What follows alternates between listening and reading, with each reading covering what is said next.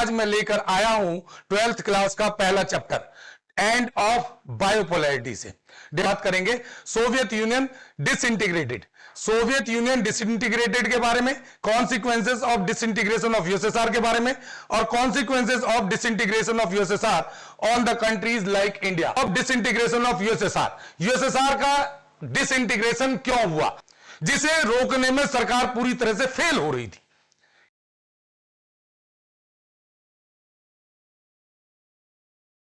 Hello guys, welcome back to your channel Rakshit classes. Dear students, आज मैं लेकर आया हूं 12th क्लास का पहला चैप्टर एंड ऑफ बायोपोलैरिटी से। डियर स्टूडेंट्स, टाइम को वेस्ट किए हुए शुरू करते हैं अपने पहले टॉपिक को। इस क्लास के अंदर सबसे पहले इस चैप्टर के अंदर हम बात करेंगे Soviet Union disintegrated, Soviet Union disintegrated के बारे में, consequences of disintegration of USSR के बारे में और consequences of disintegration of USSR on the countries like India. These are the three important questions from the examination point of view which are asked many a times in the board exam. Dear student, सबसे पहले हम बात करते हैं Why was USSR disintegrated? तो शुरू करते हैं पहले टॉपिक को, अपने reasons of disintegration of USSR. USSR का डिसइंटीग्रेशन क्यों हुआ, बड़ा इंपॉर्टेंट क्वेश्चन है, 6 मार्क में कई बार बोर्ड एग्जाम के अंदर पूछा गया है। सबसे पहला टॉपिक है why did Soviet Union disintegrated. तो सबसे पहला इकोनॉमिक रीजंस, सबसे पहले हम बात करेंगे कि इकोनॉमिक रीजन क्या थे सोवियत संघ के डिसइंटीग्रेशन के। तो सबसे मेन रीजन जो था, वहां की जीडीपी जो है वो गिरती जा रही थी, वहां पर लोगों को भोजन नहीं मिल रहा था, जबकि दूसरी तरफ यूएसएसआर अपने रिसोर्सेज को दूसरे देशों को बांट रहा था। यानी किसी तरह का हथियारों की होड़ नहीं थी वहां, लेकिन वो हथियार बना बनाकर उन हथियारों को दूसरे देशों को फ्री में बांट रहा था। इसको एक एग्जांपल से समझ सकते हैं प्यारे बच्चों। मान लो आपके घर में इतना आटा है कि आप अपने घर का खाना पका सकते हैं, लेकिन अगर आपके फादर वही आटा उठाकर अपने आपके एक पड़ोसी को दे दें जो भूखा है, तो पहले दिन तो हमें बड़ा अच्छा लगेगा कि चलो पापा ने किसी गरीब आदमी की मदद की है। ऐसा ही फिर वो अगले दिन किसी दूसरे को दे दें, तीसरे को दे दें, तीसरे दिन, चौथे दिन भी किसी और को दे दें, क्या होगा, हमारे पास खुद तो खाने के लिए है नहीं और वो बाहर लोगों को बांट रहे। तो इसमें कहीं ना कहीं तो बगावत जरूर होगी। ठीक इसी चीज को हम कोरिलेट करते हैं सोवियत यूनियन के साथ। सोवियत यूनियन की खुद की जरूरतें पूरी हो नहीं रही थी और वो बाहर के देशों को फ्री में हथियार बांट रहा था, जिस रीजन से उसकी इकोनॉमी डिक्लाइन हो रही थी। इस कारण से कई सारे देशों ने उससे अलग होने की मांग करना शुरू कर दिया। यह पहला रीजन था प्यारे बच्चों। उसके बाद दूसरा reason political reasons. Political reason में हम कह सकते हैं कि Soviet Union had become stagnant in an administrative and political sense as well. Simple भाषा में अगर मैं आपको कहूं तो मैं ये कहूंगा कि इसमें 2 पॉइंट मेन थे। पहला, there was one party dominance in Soviet Union. There was only a single party which is known as a socialist party और the communist party, and the rule regulation of that party was very strict. People were unable to follow all those rule and regulations. वहां के जो नियम कानून थे वो बड़े सख्त थे। एक ही पार्टी थी वहां पर, जनता उसके खिलाफ आवाज उठाती थी। ज्यादा से ज्यादा क्या होता था, लीडर चेंज हो जाता था, लेकिन उस पार्टी की पॉलिसीज चेंज नहीं होती थी, जिस रीजन से लोगों ने अलग होने की मांग करना शुरू कर दिया। इसी में दूसरा पॉइंट हम कह सकते हैं पॉलिटिकल रीजन के अंदर कि लैक ऑफ लिबर्टीज, यानी स्वतंत्रताओं का अभाव। वहां पर स्वतंत्रताएं बहुत कम थी लोगों के पास, जिस रीजन से लोगों ने अलग होने की मांग कर दी।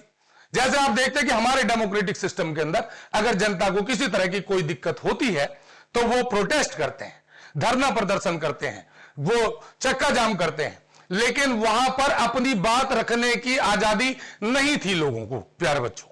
जिस रीजन से जब वो अपनी बात ही नहीं रख पाएंगे, जब वो अपनी प्रॉब्लम ही नहीं रख पाएंगे, तो ऐसे में वो कैसे उनकी समस्याओं का सॉल्यूशन होगा, जिस रीजन से लोगों ने अलग होने की मांग करना शुरू कर दिया। तो it was the political reason, that's why USSR was disintegrated. आगे बढ़ते हैं तीसरे पॉइंट की तरफ। तीसरा रीजन था कल्चरल रीजन। कल्चरल रीजन में हम ये कह सकते हैं कि वहां पर यूएसएसआर अपने कल्चर को दूसरों पर थोप रहा था, यानी यूएसएसआर का अकेले दबदबा जो है उस पूरे रीजन के ऊपर था, जबकि 15 देशों ने मिलकर इसका एक संगठन बनाया था। तो ऐसे में किसी एक प्रोविजंस का, एक प्रांत का दूसरे देशों पर अपने कल्चर को थोपना कहां तक सही साबित हो सकता था। इसलिए भी लोगों ने अलग होने की मांग करना शुरू कर दिया। इसके अलावा हम यह भी कह सकते हैं कि western attraction, it was an important point. Western attraction क्या था प्यारे बच्चों? पश्चिमी आकर्षण। यानी पश्चिम के जो छोटे छोटे देश थे, जो अभी हाल फिलहाल में आजाद हुए थे, वो बड़ी तेजी से तरक्की कर रहे थे, जबकि जो देश यूएसएसआर के साथ जुड़े हुए थे वो उतनी तेजी से तरक्की नहीं कर पा रहे थे जितनी तेजी से करनी चाहिए थी। इसको भी एक बड़े अच्छे एग्जांपल से आप समझ सकते हैं। आपने देखा होगा, अपने आस पड़ोस में देखा होगा कि दो तरह की फैमिली होती है, एक न्यूक्लियर फैमिली और एक ज्वाइंट फैमिली। एक ज्वाइंट फैमिली के अंदर 4 भाई हैं, उनके मदर फादर है, उनके बीवी बच्चे भी हैं।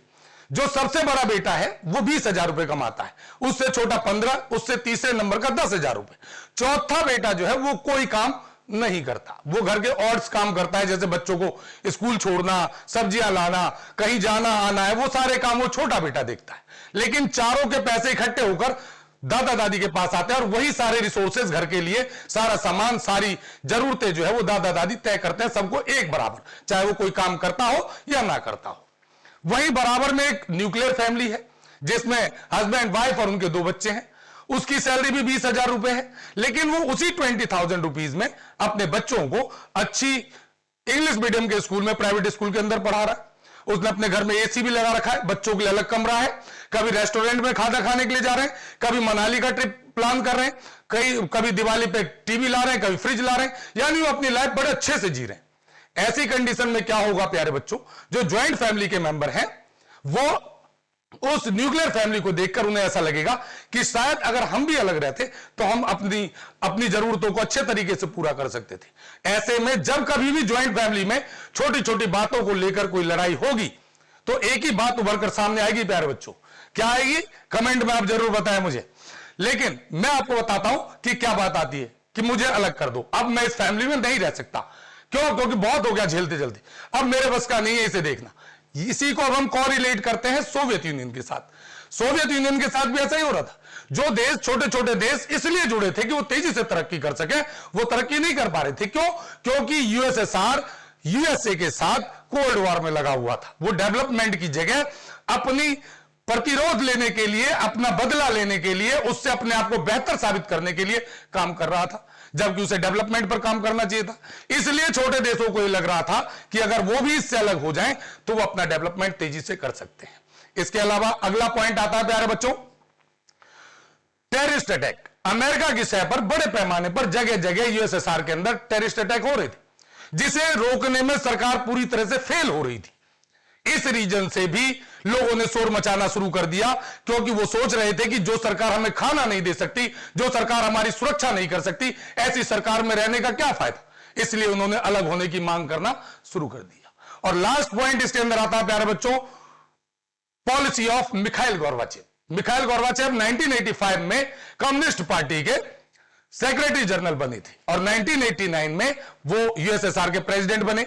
उन्होंने वादा किया था कि वो सभी चीजों को ठीक करेंगे, वो इंटरनल पॉलिसी पर ध्यान देंगे, और उन्होंने किया भी। उन्होंने अमेरिका से संबंध सुधारा, वेपन रेस को कंट्रोल करने की कोशिश की, हथियारों की होड़ को रोका, डेवलपमेंट पर जोर दिया, लेकिन आतंकवादी हमलों को रोक नहीं पाए, जिस रीजन से फिर से लोगों ने अलग होने की मांग करना शुरू कर दिया। और इस रीजन से परेशान होकर मिखाइल गोर्बाचेव ने 1991 में 15 देशों के मिले हुए संगठन को 15 अलग अलग भागों में बांट दिया, और इन्हीं कारणों से यूएसएसआर का डिसइंटीग्रेशन हो गया। मैं समझता हूं प्यारे बच्चों आप लोगों को यह पूरा टॉपिक अच्छे तरीके से समझ में आ गया होगा। वीडियो को ज्यादा लंबी नहीं करते हुए इस टॉपिक को यहीं खत्म करते हैं। अगले 2 टॉपिकों को मैं अपने अगली वीडियो में जरूर पूरा करूंगा। अगर आप लोगों को मेरी ये वीडियो जरूर अच्छी लगी हो तो प्यारे बच्चों इसे लाइक करना, शेयर करना ना भूलें। अगली वीडियो में फिर से मिलते हैं, तब तक के लिए बाय बाय।